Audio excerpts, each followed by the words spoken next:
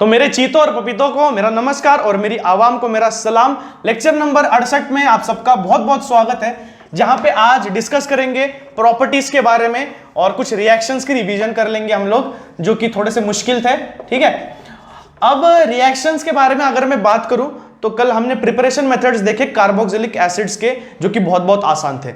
हमारे initial steps में हमने देखा जब एलिफेटिक कंपाउंड से हम लोग कार्बोक्सिलिक एसिड्स को बना रहे थे तो वहां हमने मैक्सिमम देखा डाइल्यूट एसिड्स, या फिर उसके बाद हम फॉलो करते हैं उसको हाइड्रोलिसिस से सबसे पहले, और फिर उसके बाद एसिड हाइड्रोलिसिस से, जहां पे हमारा एक इंटरमीडिएट बन करके फिर हमारा कार्बोक्सिलिक एसिड बन गया था। फिर से हमने देखा अगर एरोमेटिक की बारी आई, वहां पे हमने देखा डाइल्यूट NaOH को यूज किया गया काफी दफा, जहां पे इंटरमीडिएट फिर से बना। ठीक है, और वहां से फिर से एसिड हाइड्रोलिसिस की मदद से ही हमने कार्बोक्सिलिक एसिड को बनाया। ठीक है, असाइल कंपाउंड्स में और एनहाइड्राइड्स में हमने देखा, असाइल कंपाउंड्स में और एनहाइड्राइड्स में हमने देखा कि वहां पे भी सीधा हाइड्रोलिसिस करने के बाद without any temperature domain, without any pressure constraint, ये चीजें होती गई, जहां पे हमारा carboxylic acid as a product बनता गया। ठीक है, और कल कुछ रिएक्शन बच गई थी जहां पे इथीन यानी कि बेसिकली अगर मैं जनरली लिखूं अल्कीन से मेरा बन जाएगा डायरेक्टली, हमारा लेंगे हम KMnO4 potassium permanganate as a catalyst, और साथ में लेंगे डाइल्यूट H2SO4, ठीक है, प्रोटोनेशन के लिए, और अल्कीन से मेरा बन जाएगा डायरेक्ट कार्बोक्सिलिक एसिड। और उसमें एक इंपॉर्टेंट रिएक्शन था जो साइक्लोहेक्सीन से हम लोग बनाएंगे एडिपिक एसिड, यानी कि क्या, साइक्लोहेक्सीन का फॉर्मूला मैं लिख लेता हूं, ये हो गया साइक्लोहेक्सीन, राइट, ये साइक्लोहेक्सेन है।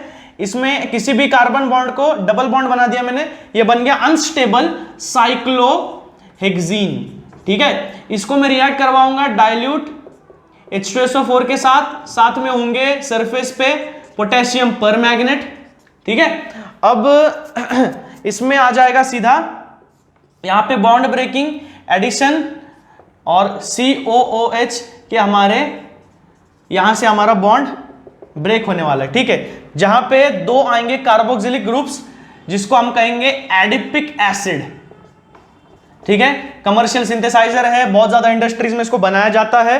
ठीक है, और ये हमारा एडिपिक एसिड बन जाएगा, जो कि कल एक रिएक्शन बच गया था जो कि बहुत ज्यादा इंपॉर्टेंट है।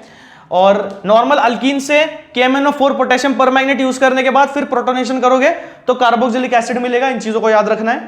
तो उसके बाद सारी चीजें कवर हो गई, एलिफेटिक के एरोमेटिक के सब में एसिड हाइड्रोलिसिस इन्वॉल्व है कहीं ना कहीं पे, एनहाइड्राइड से, असाइल से, और फिर उसके बाद अल्कीन से एरोमेटिक कंपाउंड्स को हमने देख लिया।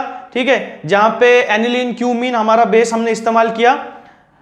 ग्रिग्नार्ड रिएजेंट्स का रिएक्शन यहां पे पूछा गया है कि कुछ इस तरह से कैसे आएगा ग्रिग्नार्ड रिएजेंट से हमारा कार्बोक्सिलिक एसिड। तो इस सवाल का जवाब दे दे सबसे पहले। तो यहां पे दिया गया है मिथाइल मैग्नीशियम ब्रोमाइड। ठीक है, यानी कि क्या, अल्काइल मिथाइल हलाइड। ठीक है ना, तो यहां पे दिया है अल्काइल यानी कि मिथाइल मैग्नीशियम ब्रोमाइड। अगर इसको रिएक्ट करवाएंगे हम लोग ड्राई आइस के साथ और ईथर के, dry ether as a solvent, जैसे कि मैंने कल बताया ग्रिग्नार्ड रिएजेंट्स आएगा, ड्राई ईथर आ ही जाएगा, साथ में हमारे पास और कौन सा है, उसके बाद it is followed by second dilute HCl after the reaction mixture is form. So this is the first term. तो जैसा कि हमने कल देखा था CH3MgBr, ये सवाल ले रहा हूं क्योंकि पिछले साल आया था, रिपीट हुआ था, CH3MgBr, साथ में प्लस आप लगा लो ड्राई आइस जिसका फॉर्मूला है O double bond C double bond O, इस तरह से कुछ अगर आपको याद होगा तो ड्राई ईथर सॉल्वेंट फेज में ये रिएक्शन होने वाली है, जहां पे एडिशन रिएक्शन होगी CH3MgC डबल बॉन्ड O और Br के साथ में। ठीक है, इस तरह से हमारा ये बन गया इंटरमीडिएट कॉम्प्लेक्स जिसको चार्ज नहीं है, इसको रिएक्शन करवा देंगे इसका डाइल्यूट HCl के साथ, है ना, डाइल्यूट HCl के साथ रिएक्शन करवा देंगे और हमारा बन जाएगा CH3COOH। ठीक है, मिथाइल कार्बोक्सिलिक एसिड, और साथ में हमारा बाय प्रोडक्ट मिल जाएगा MgBr और Cl। ठीक है, ये हमारा रिएक्शन हमको मिल जाएगा। तो ये है बेसिकली ग्रिग्नार्ड रिएजेंट से प्रिपरेशन मेथड, जो कि पिछले लेक्चर में 67 में हमने देखा था, और एग्जाम्पल को टेबुलर फॉर्म में जो दिया है हमने इसको सॉल्व किया। इसी तरह से अमाइन का भी है, उसमें नाइट्राइल का भी है, जो शुरुआत में हमने सबसे पहला देखा, कौन सा वाला, C ट्रिपल बॉन्ड N जो था अल्किल अमाइन का, उसमें हमारा होता है एडिशन रिएक्शन। सबसे पहले तो हाइड्रोजन ऐड हो जाते हैं, यानी कि OH हाइड्रोलिसिस और ये NH, ठीक है, और फिर उसके बाद ये H यहाँ पे आ जाता है, ये बन जाता है अमाइन। फिर डाइल्यूट HCl से करेंगे, सीधा NH4Cl बाहर मिलेगा और कार्बोक्सिलिक एसिड मिलेगा, जो कि वहां पे टेबल में आपको रिएक्शन दिखाई दे रहा है उसी तरह से, ठीक है। पेज नंबर बता दूं आपको, कौन से पेज का दे रहा हूं, फिजिकल प्रॉपर्टीज के जस्ट ऊपर जो टेबल है ना 264 का, उस पे आप देख लेना, ठीक है। उसमें के 2-3 मेन रिएक्शन है जो कई दफा पूछे गए हैं। सो ये रहे हमारे रिएक्शंस, और कल की थोड़ी रिवीजन भी होगी प्रिपरेशन मेथड्स की, कार्बोक्सिलिक एसिड्स की।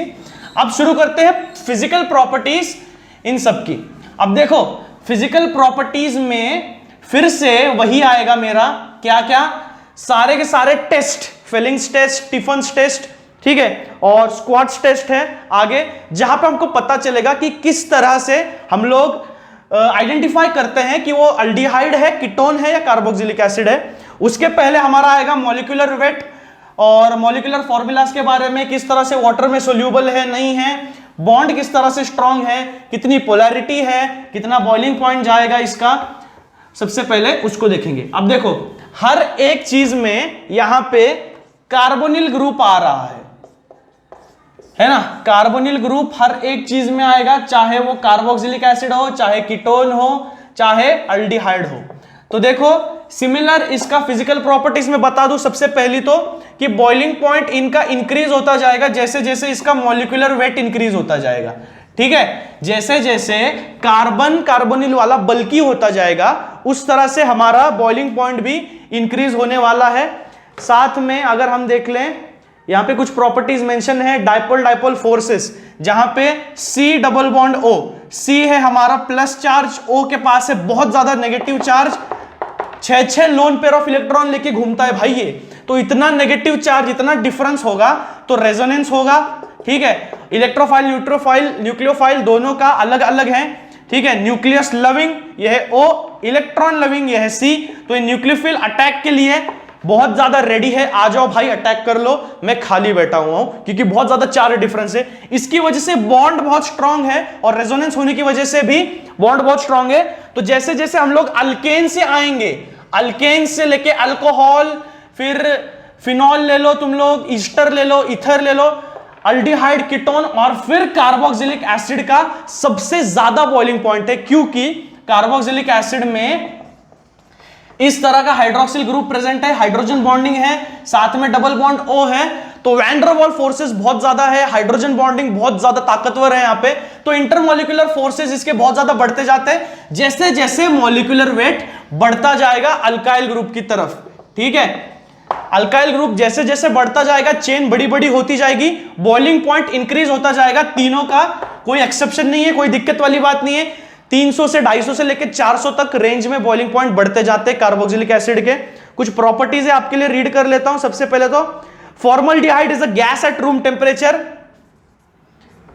HCHO, ये फॉर्मल्डिहाइड ये गैस है रूम टेम्परेचर पे, बहुत ज्यादा फिर इसके टेम्परेचर कम है, इरिटेटिंग ऑर्डर है इसका। जैसे जैसे मॉलिक्यूलर वेट बढ़ता जाता है, गैस टू लिक्विड तक आते जाते हैं रूम टेम्परेचर पे, इरिटेटिंग स्मेल भी उस तरह से बढ़ती जाती है। और फिर एक ब्लैंड ऑर्डर यानी कि क्या, अगर गैस लीक हो जाए घर पे एलपीजी वगैरह तो किस तरह का एक अलग स्मेल आता है, उस तरह से ब्लैंड ऑर्डर हमको मिलते जाता है जैसे जैसे कार्बन चेन इंक्रीज होगी कीटोन्स का, ठीक है। और फिर सोल्यूबिलिटी अगर देखा जाए तो जैसे जैसे हम कहेंगे कार्बोक्सिलिक एसिड का, जिस तरह से जैसे जैसे कार्बन चेन इंक्रीज होगी उस तरह से पानी में सोल्यूबिलिटी कम होती जाएगी, घटती जाएगी, क्योंकि जैसे जैसे चेन बढ़ती जाएगी इंटरमोलिकुलर फोर्सेस बढ़ते जाएंगे और उस तरह से वाटर में सोल्यूबल होना, अपने आयंस में रिजॉल्व होना मुश्किल होता जाएगा, इम्पॉसिबल होता जाएगा।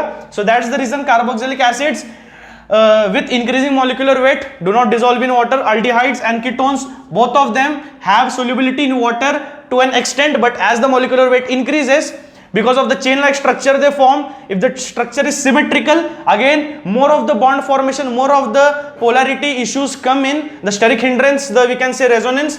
So यहाँ पे चीजें फिर से मुश्किल हो जाती हैं वाटर में सोल्यूबल होने के लिए, ठीक है। तो इस तरह से इनकी प्रॉपर्टीज हैं। शुरुआत में फॉर्मिक एसिड की जो दिखाई दे रही है सामने, उसके बाद एसिटल्डिहाइड की है, नीचे जैसे देखोगे डाइथाइल कीटोन, डाइमिथाइल कीटोन, सारे के सारे प्रॉपर्टीज हमको नजर आ रहे हैं, ठीक है। और यहाँ पे C डबल बॉन्ड O या O डबल बॉन्ड C, जिस भी तरह से ये ग्रुप अरेंज हो, प्लस डेल्टा और माइनस डेल्टा का चार्ज आपको हमेशा दिखेगा यहाँ पे। तो आप इसको लेकर के भी शॉर्ट नोट के लिए कई दफा पूछा गया है फिजिकल प्रॉपर्टीज में। केमिकल प्रॉपर्टीज में फेलिंग्स टेस्ट ले लो, स्क्वाश टेस्ट ले लो, उसका टॉपिक थोड़ा सा अलग है और उनको मुझे डीप में रीड करके समझाना पड़ेगा। तो उसके लिए अभी वक्त है, थोड़ा सा बीच में एक ब्रेक ले लो और उसके लिए रेडी होंगे हम लेक्चर नंबर 69 में। तब तक के लिए आप इस एल्डिहाइड, कीटोन और कार्बोक्सिलिक एसिड इनके रिएक्शंस को प्रैक्टिस करते रहो, फिजिकल प्रॉपर्टीज को रीड करते रहो, molecular weight, steric hindrance, structure, cyclic अगर आ जाता है वापस, साइक्लिक ईथर अगर आ गए तो साइक्लिक ईथर में एपोक्साइड्स में, ठीक है ना, एपोक्साइड मैंने बोला कब आता है, जब इस तरह से बॉन्डेड होता है ऑक्सीजन, तो दैट इज कॉल्ड एपोक्साइड। इस तरह से जब स्ट्रक्चर आने लगेंगे तो एसिटिक अनहाइड्रेट, ये देखो बॉइलिंग पॉइंट में ज्यादा कोई फर्क नहीं आएगा, बॉइलिंग पॉइंट कम ही आएगा। जैसे कि इथिलीन ऑक्साइड है मेरे पास, इथिलीन ऑक्साइड है बेसिकली इस तरह से अरेंज, ठीक है, C2H4O इसका फॉर्मूला है। तो इस तरह से एक साइक्लिक एपोक्साइड है वो, इसका बॉइलिंग पॉइंट अगर मैं देखूं तो है 10.7 डिग्री सेल्सियस, बहुत ज्यादा कम है। तो इसकी स्टेबिलिटी मेंटेन करता है ज्यादा से ज्यादा। और बात यह है कि इसमें एक्सेप्शंस ऐसे कुछ हैं कि अगर साइक्लिक स्ट्रक्चर भी हो, रेजोनेटिव स्ट्रक्चर्स भी हो उसमें, लेकिन अगर डबल बॉन्ड नहीं होगा ना तो बहुत ज्यादा दिक्कतें आएंगी। तो एक carbonyl group is always we can say this matters the most, क्योंकि यही है सारे मुसीबत की जड़। वाटर सोल्युबिलिटी की देख लो आप, बॉइलिंग पॉइंट की देख लो, या आप केमिकल प्रॉपर्टीज में आगे देखोगे कि जितने भी हमको अलग अलग तरह के ऑर्डर मिलते हैं, अलग अलग तरह के कलर्स मिलते हैं, this is the reason. And yes, then aldehyde, ketones and carboxylic acids, it ends here. So मिलते हैं फिर लेक्चर नंबर 69 में। पसंद आया होगा तो जरूर लाइक, शेयर और सब्सक्राइब कीजिएगा। आज का लेक्चर छोटा था क्योंकि केमिकल प्रॉपर्टीज को एक अलग से लेक्चर लेना अनिवार्य है, जरूरी है, ठीक है। तब तक के लिए पढ़ते रहिए, बढ़ते रहिए। Thank you, good bye.